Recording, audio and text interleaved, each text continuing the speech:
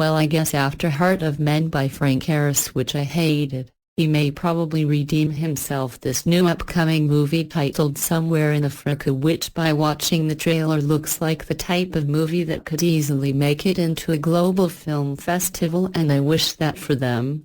Granted, it's not a straitjacket from South African movie SARAFINA from way back when. After all, Raj and his Venus crew have never been known to be that creative anyway. It's like a huge challenge for them.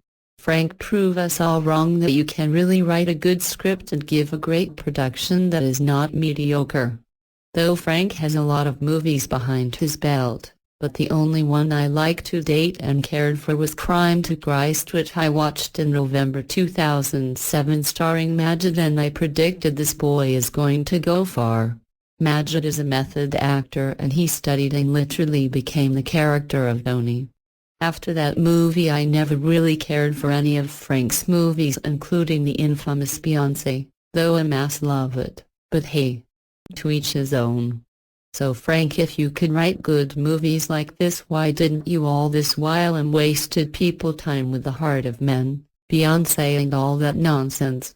Come out the box and do something different. I hope this movie proves me wrong about you. I am glad you were able to tell this story prevalent in Africa and its many civil war nations, and not just sit there for Hollywood to come tell the story and gain Oscar awards and nominations for it like King of Scotland if Blood Diamonds did. We owe these stories, and these tragedies are nothing to be proud of. But I'm saying we have to tell these stories, and I'm glad, Frank, you took a different route this 2011 in your production. If you watching the trailer wondering what's with accent, well, I don't know. I guess the movie is based on fiction or truth of a civil war-torn country in some part of Africa where military overthrew government to take power.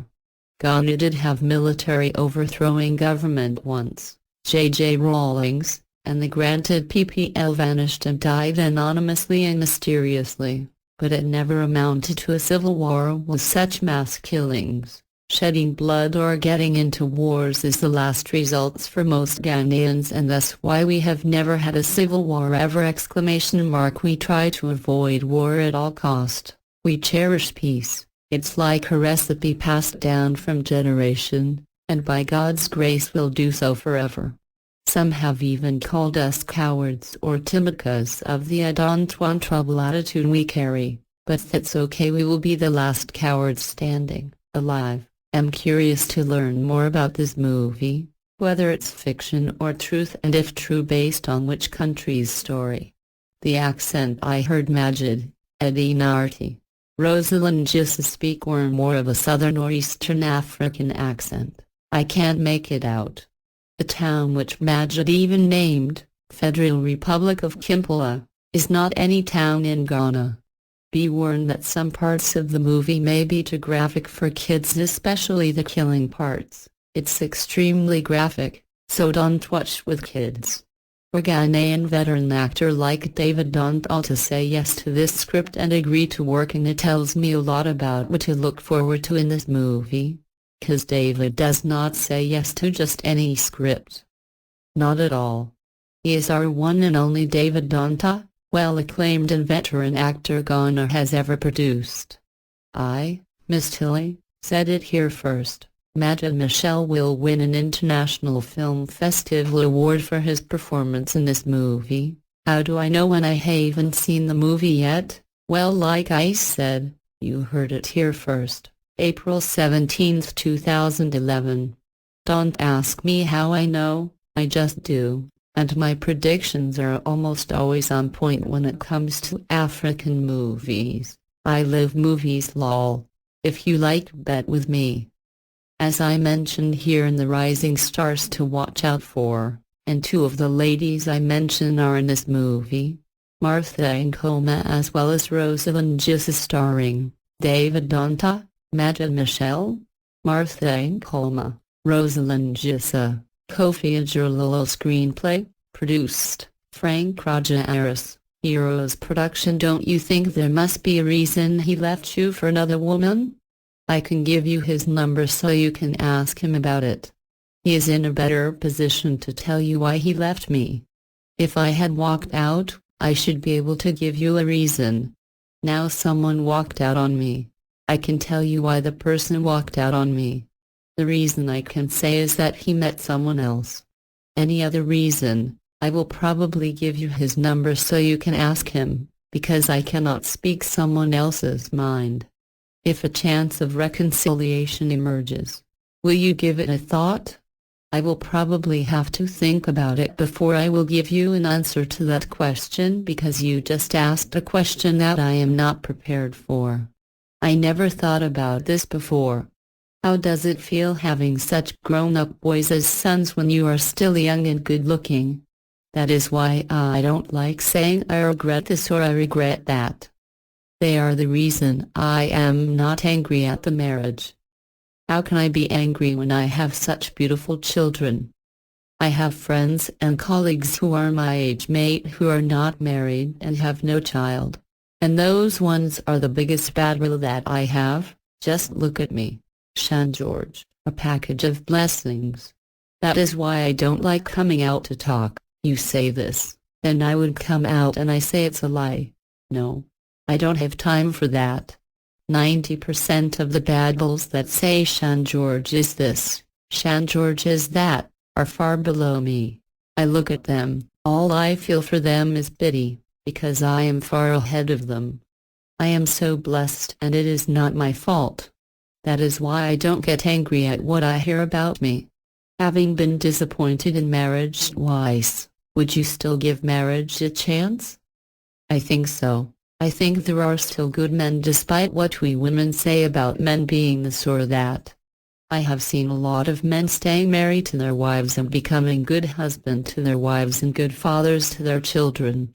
So I think there are a lot of good men out there. Women should not, because of what happened in a particular affair, keep judging men as being all bad. If you had a relationship and it did not go down well, don't use that to spoil the next one. So I am sure I will meet a good man out there someday. There should be a lot waiting for your yes or no. I have not seen a man yet, that is just the truth. So you are searching? Well, I may not really be searching. I am not a 29-year-old girl or a 25-year-old girl anymore. There are things that actually put pressure on women to start searching. But I am not in that situation. I know there will be a good man someday. A good man will come around someday. How was your growing up like? I grew up in the village and I would say it was fun. One of the advantages later was that I had village sense and I later got city sense, then it became double sense, laughter. And I have imbibed a lot of my traditions, one of which is that of respect for elders. Your affair with Oki Bakassi. Many thought it was going to lead to marriage? I won't talk about it.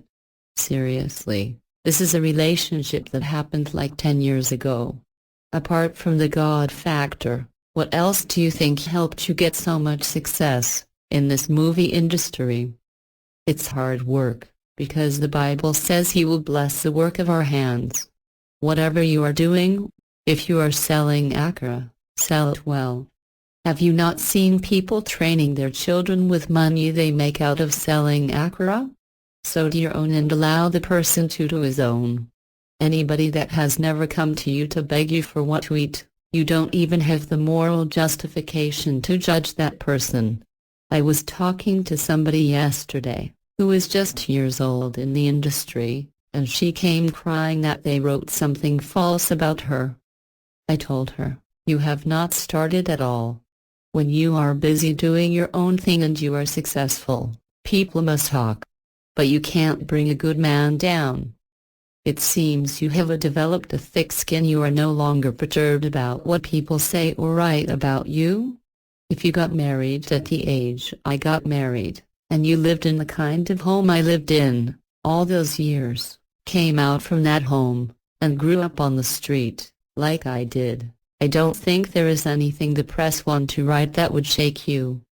There are many married women in this industry that still sleep around like dogs and nobody is talking about them. Most of them are just using the umbrella, of marriage, to cover their shits. I married twice, yes, but go and ask whether I was ever caught with another man by my husbands. Never. I didn't leave any of my husbands because I was wayward. Are you not threatened by the fact that younger faces are taking over the industry? Lou Jacobs is still acting, and you can't compare him with Desmond Elliott. That is all I have to say. Can you remember your most embarrassing moment? I think it was when I did a movie where I played a character that lured her friend to the village, killed her and returned to the city to date my friend's boyfriend. After that movie I went to the market and women were insulting me, throwing tomatoes at me, and I was so embarrassed that day. People say Nollywood marriages don't last. What do you think is the problem? Marriages don't last these days. Not just Nollywood, and I don't know why, only God knows. How would you advise an up-and-coming actress? I will just advise them first of all to get an education. It is very important, and they should put God first.